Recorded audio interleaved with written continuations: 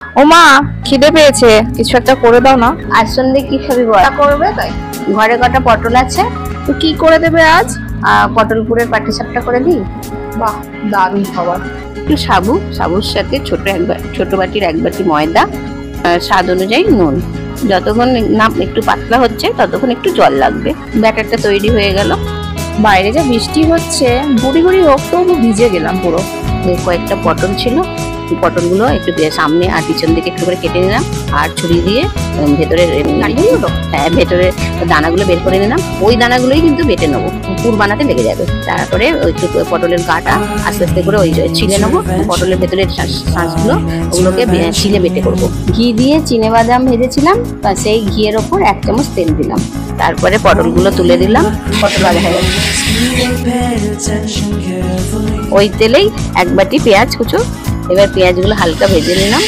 ভাজার পরে রসুন কুচি দিয়ে দিলাম। তারপর রসুনটা হালকা করে ভেজে নিলাম। পটলের বীজ বাটাটা দিয়ে দিলাম। এরপর সর্ষে আর সাদা তিল, কাঁচা লঙ্কা বাটাটা দিয়ে দিলাম।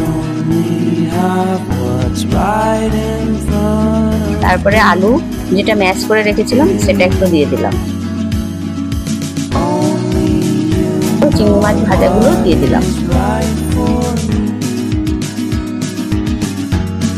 তারপর চিনেবাদাম,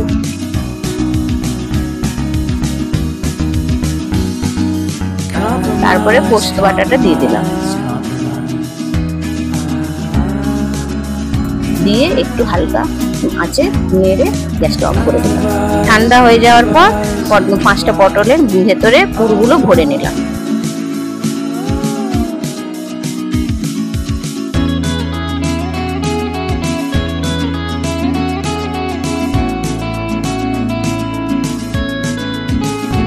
দিয়ে এবার 1 চামচ তেল দিয়ে সাবুর ব্যাটারটা দিয়ে আঁচটা কমিয়ে চাপা দিয়ে দিলাম।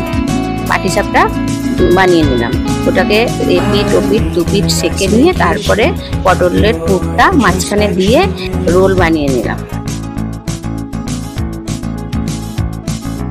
আরো একটা সেম প্রসেসে বানিয়ে নিলাম। ছুরি দিয়ে কেটে গার্নিশ করলাম টমেটো কেচাপ দিয়ে। বলো, তুমি খেয়ে আগে বলো তো কেমন হয়েছে? ভালো হয়েছে? হুম।